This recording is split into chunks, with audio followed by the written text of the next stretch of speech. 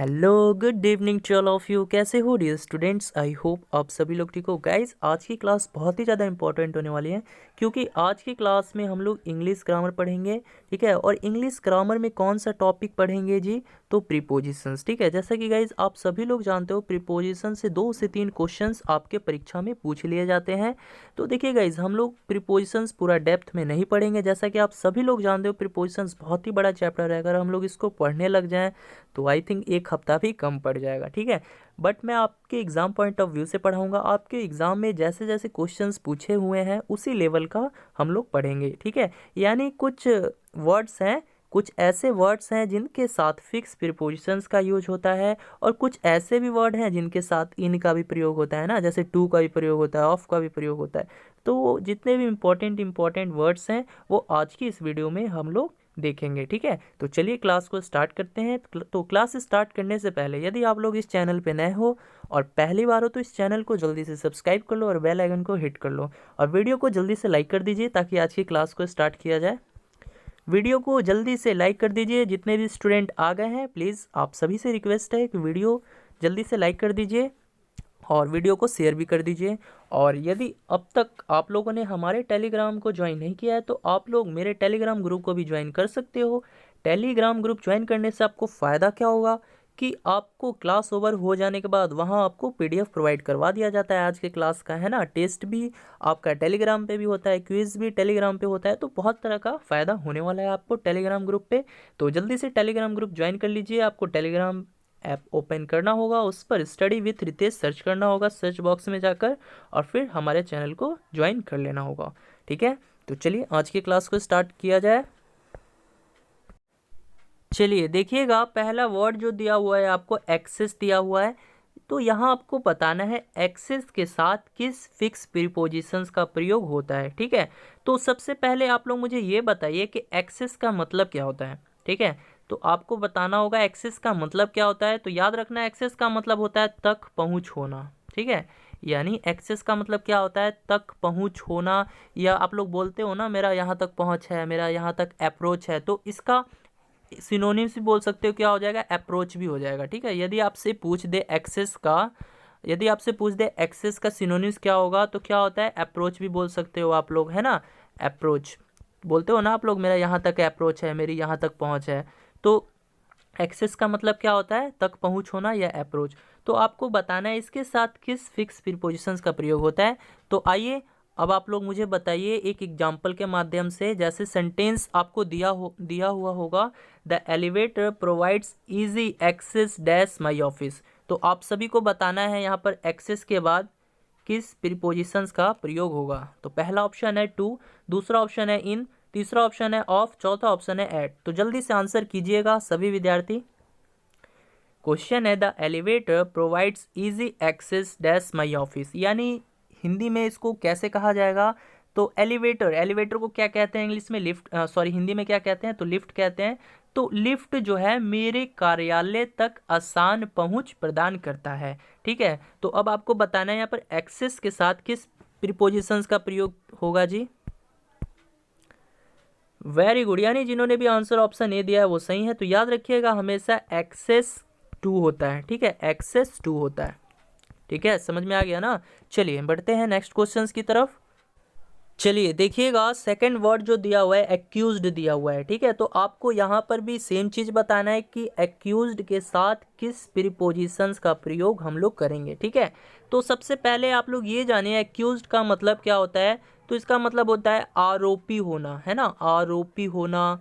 या फिर बोल सकते हो आप लोग किसी भी व्यक्ति पर कुछ गलत आरोप लगाना, है ना, उसको क्या बोलते हैं? एक्यूज्ड बोलते हैं। तो आप सभी विद्यार्थियों को बताना है एक्यूज्ड के साथ किस प्रीपोजिशंस का प्रयोग हम लोग करेंगे। ठीक है, तो बताइएगा। चलिए एक सेंटेंस के माध्यम से आप सभी विद्यार्थियों को बताना है। सेंटेंस है he has been accused dash robbery. तो सभी विद्यार्थी आंसर करेंगे। पहला ऑप्शन है टू, दूसरा ऑप्शन है इन, तीसरा ऑप्शन है ऑफ, चौथा ऑप्शन है एट। जल्दी से आंसर कीजिए।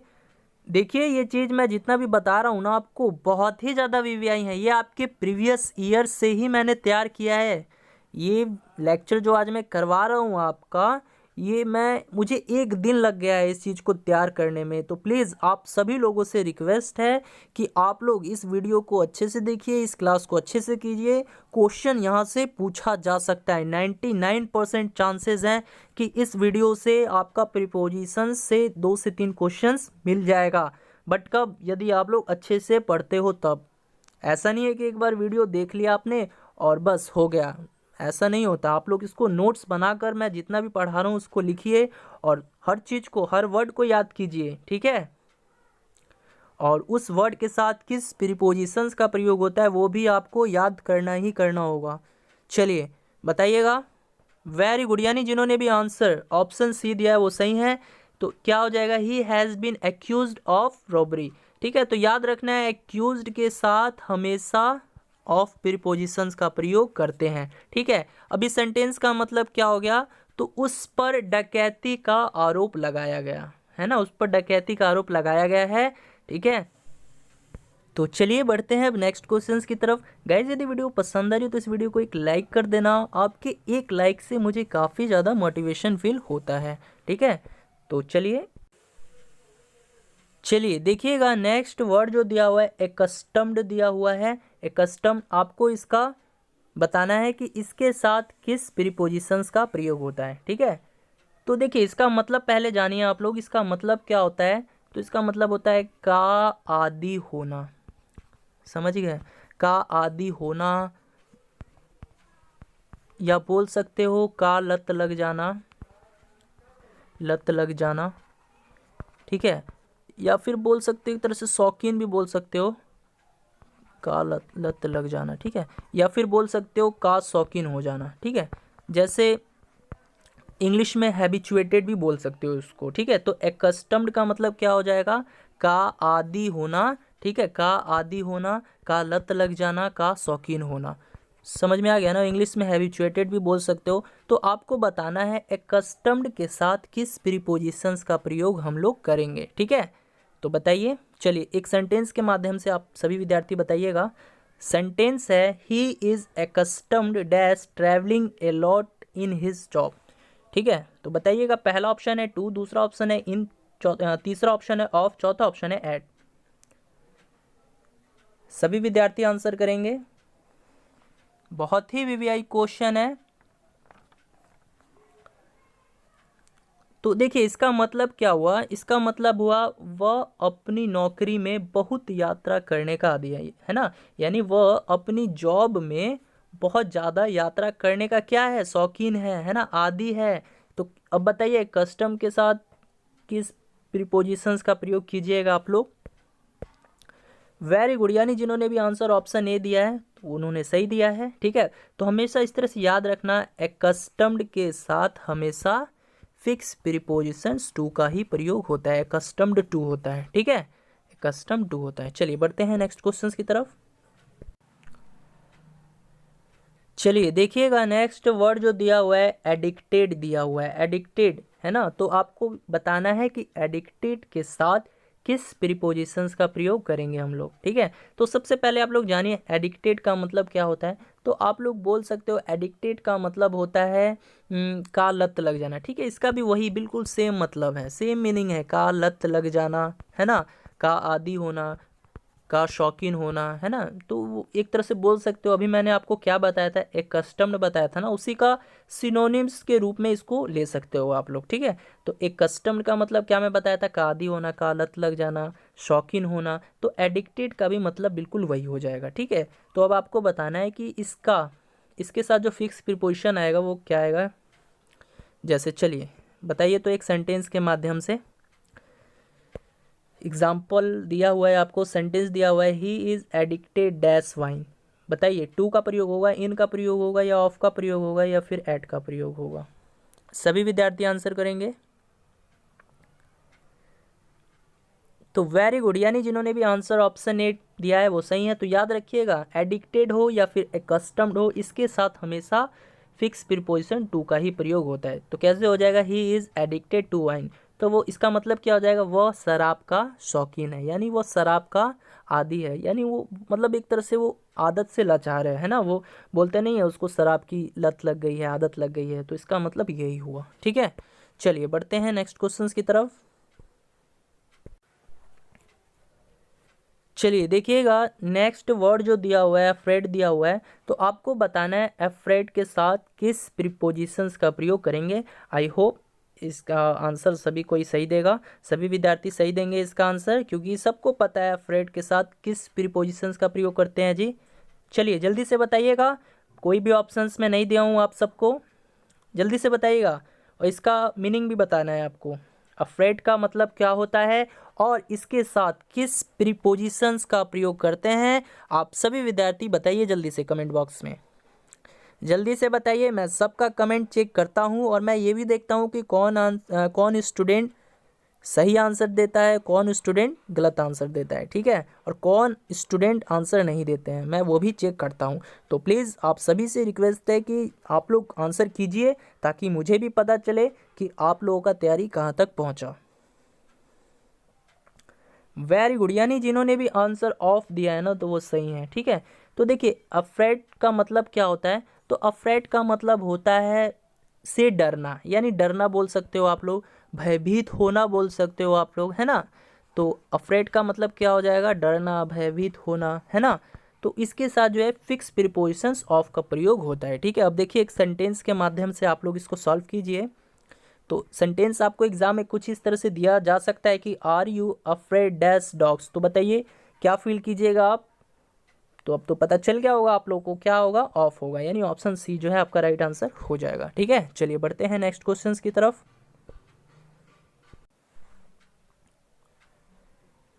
चलिए देखिएगा, नेक्स्ट वर्ड जो दिया हुआ है एग्री दिया हुआ है, आपको बताना है एग्री के साथ विथ का प्रयोग होता है या टू का प्रयोग होता है।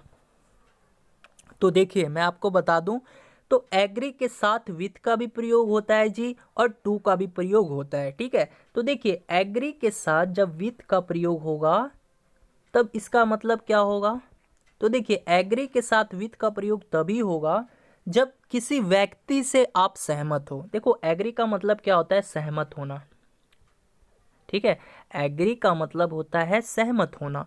तो एग्री विथ, यानी एग्री के साथ अगर विथ प्रीपोजिशंस का प्रयोग होता है तो समझ लेना किसी व्यक्ति से सहमत होना, है ना। यानी यदि आप किसी व्यक्ति से सहमत हो तो वहां पर आप लोग एग्री के साथ विथ का प्रयोग करोगे। लेकिन यदि आप लोग किसी व्यक्ति के बातों से सहमत हो, यानी उस व्यक्ति से सहमत नहीं हो, उसकी बातों से सहमत हो, तो वहां जो है एग्री के साथ टू प्रीपोजिशंस का प्रयोग हम लोग करेंगे। आ गया समझ में, फिर से मैं समझा देता हूं। यदि आप किसी व्यक्ति से सहमत हो तो वहां जो है एग्री के साथ विथ का प्रयोग होगा। यदि आप लोग उस व्यक्ति के बातों से सहमत हो, उससे सहमत नहीं हो, उसकी बातों से सहमत हो, तो वहां जो है एग्री के साथ टू प्रीपोजिशंस का प्रयोग हम लोग करेंगे, ठीक है। अब आइए एक सेंटेंस के माध्यम से अब आप लोग समझ जाइएगा, आप लोग को खुद ही बताना है, ठीक है। चलिए बताइए, सेंटेंस है I am agree dash you, बताना है, सभी स्टूडेंट को बताना है यहाँ पर टू प्रीपोजिशंस का प्रयोग होगा या फिर विथ का प्रयोग होगा, जल्दी से बताइए, सभी विद्यार्थी बताएंगे। वेरी गुड, यानी जिन्होंने भी आंसर विथ किया है वो सही है। तो ध्यान दीजिएगा, I am agree with you, क्योंकि यहाँ पर जैसे मैं जो है इस सेंटेंस का मतलब क्या हुआ, मैं जो है आपसे सहमत हूँ, है ना, मैं आपसे सहमत हूँ, तो I am agree with you, है ना, मैं आपसे सहमत हूँ। यदि कोई व्यक्ति किसी व्यक्ति से सहमत होता है तो वहाँ एग्री के साथ विथ का प्रयोग होगा, समझ में आ गया ना। अब बताइएगा, अब देखिए सेकेंड सेंटेंस है I am agree dash your proposal. अब बताइए यहाँ पर टू का प्रयोग होगा या फिर विथ का प्रयोग होगा। अब तो सब कोई बता देगा टू का प्रयोग होगा, क्यों होगा, क्योंकि यहाँ पर मैं जो है मैं तुम्हारी बातों से सहमत हूँ। इस सेंटेंस का मतलब क्या हुआ, I am agree to your proposal, तो मैं आपकी बातों से सहमत हूँ, तो यहाँ पर एग्री के साथ टू प्रीपोजिशंस का प्रयोग होगा, ठीक है, क्योंकि मैं वहाँ पर उसकी बातों से सहमत हूँ, ठीक है ना, उससे सहमत नहीं, उसकी बातों से सहमत हूँ, तो वहाँ एग्री के साथ टू प्रीपोजिशन का प्रयोग हम लोग करेंगे। चलिए बढ़ते हैं नेक्स्ट क्वेश्चंस की तरफ। चलिए देखिएगा, नेक्स्ट क्वेश्चन है, नेक्स्ट वर्ड है एंग्री, ठीक है। तो आपको बताना है एंग्री के साथ किस प्रीपोजिशन का प्रयोग होगा। तो देखिए एंग्री के साथ विथ का भी प्रयोग होता है और टू का भी प्रयोग होता है ना। एंग्री के साथ विथ प्रीपोजिशंस का भी यूज सही है और टू प्रीपोजिशंस का भी यूज सही है। तो देखिए एंग्री का मतलब क्या होता है, सबसे पहले आपको ये जानना होगा। तो एंग्री का मतलब होता है नाराज होना, गुस्सा होना, ठीक है, नाराज या गुस्सा होना। अब देखिए अब यहाँ पर एंग्री के साथ विथ का प्रयोग कब होगा जी, तो देखिए एंग्री के साथ विथ का प्रयोग होगा तो इसका मतलब हो जाएगा जब आप किसी व्यक्ति से गुस्सा हो तो वहाँ जो है एंग्री के साथ विथ का प्रयोग होगा। समझ में आ रहा है ना। देखिए एंग्री विथ का प्रयोग का मतलब क्या हो गया, एंग्री के साथ जब विथ आएगा तो आप लोग को समझ जाना है कि किसी व्यक्ति से गुस्सा होना, ठीक है।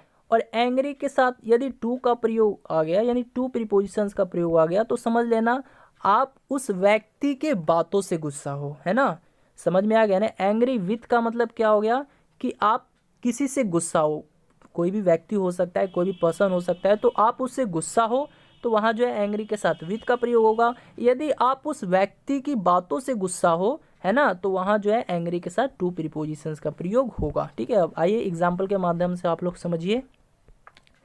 तो देखिए वही सेम कंडीशन है जैसा कि अभी मैंने आप लोग को बताया था। एग्री विथ समवन होता है, कहने का मतलब जब आप किसी पर्सन से सहमत होते हो, किसी व्यक्ति से सहमत होते हो तो वहाँ एग्री विथ का प्रयोग करते थे ना आप लोग। लेकिन आप लोग जब उस व्यक्ति की बातों से सहमत होते थे तो वहाँ जो है एग्री के साथ टू का प्रयोग करते थे आप लोग, है ना। तो इसी तरह ये भी एंग्री का भी सेम वही केस है, सेम वही है। अब देखिए अब सेंटेंस है I am angry dash you. बताइए तो यहाँ पर विथ का प्रयोग होगा या टू का प्रयोग होगा। अब तक तो सबको समझ में आ जाना चाहिए जी। बताइएगा यहाँ पर एंग्री के साथ किस प्रीपोजिशंस का प्रयोग आप लोग कीजिएगा। वेरी गुड, किस चीज़ का होगा, विथ का प्रयोग होगा, ठीक है। कैसे होगा तो अभी मैंने आपको बताया। यदि आप किसी व्यक्ति से गुस्सा हो तो क्या होगा, एंग्री के साथ विथ प्रीपोजिशंस का प्रयोग होगा। तो यहाँ पर व्यक्ति कौन है, यू, ठीक है। यानी इस सेंटेंस का मतलब क्या हुआ, I am angry with you, यानी मैं आपसे गुस्सा हूँ, मैं आपसे नाराज हूँ, ठीक है। तो यहाँ पर एंग्री के साथ विथ प्रीपोजिशंस का प्रयोग हम लोग करेंगे। अब देखिए यहाँ पर दूसरे वाले सेंटेंस में बताइएगा क्या होगा, विथ होगा या टू होगा। दूसरे वाले सेंटेंस में बताइएगा सभी स्टूडेंट, एंग्री के साथ क्या होगा, वेरी गुड, टू का प्रयोग होगा। क्यों होगा, क्योंकि मैं आपकी बिहेवियर यानी मैं आपकी बर्ताव से नाराज हूँ, आपसे नहीं, मैं आपकी बिहेवियर, ठीक है, आपकी बातों से, आपके बर्ताव से मैं गुस्सा हूँ, ठीक है। आपसे नहीं हूँ मतलब आपकी बातों से, आपकी थिंकिंग से, आपका जैसा सोच है, आपका जैसा बर्ताव है, मैं उन सब चीज़ से खफा हूँ, नाराज हूँ, गुस्सा हूँ। तो वहाँ जो है एंग्री के साथ टू प्रीपोजिशंस का प्रयोग हम लोग करेंगे, ठीक है। तो गाइज अब जो है यहाँ तक हम लोगों ने कितने क्वेश्चंस कर लिए हैं, तो 7 क्वेश्चंस हम लोगों ने कर लिए हैं, ठीक है गाइज। अब जो है 7 क्वेश्चन हम लोग ने कर लिए हैं, अब 8 क्वेश्चन जो है और बाकी है।